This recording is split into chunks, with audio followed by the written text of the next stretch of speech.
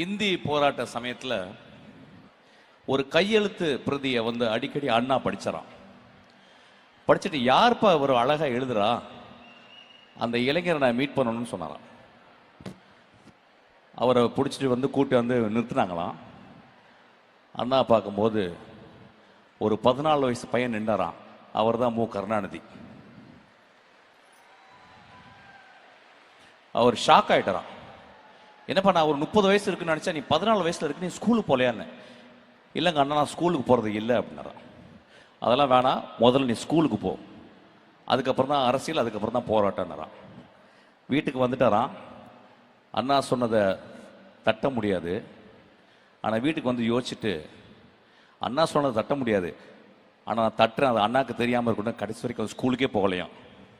அவர் ஸ்கூலுக்கு போகாமல் வாழ்ந்ததுனால தான் நீங்கள்லாம் ஸ்கூலுக்கு போகிறீங்க. இதை மறக்கவே கூடாது. நாங்கள் படிச்சுக்கிட்டே இருக்கோம். நான் இப்போ காரில் வரும்போது ஒரு பஸ் போகுது. அந்த பஸ்ஸில் திருநங்கைகளுக்கும் திருநம்பிகளுக்கும் ஒரு திட்டம் அப்படின்னு இருக்கு. சிறகுன்னு ஒரு திட்டம். நாங்கள் 2 பேரும் அரசியலுக்கு அப்பாற்பட்டவங்க. ஆனால் அந்த குடும்பத்தில் தான் நாங்கள் எப்பயுமே இருக்கிறோம், எப்பயுமே கூட பழகிக்கிட்டே இருக்கோம்.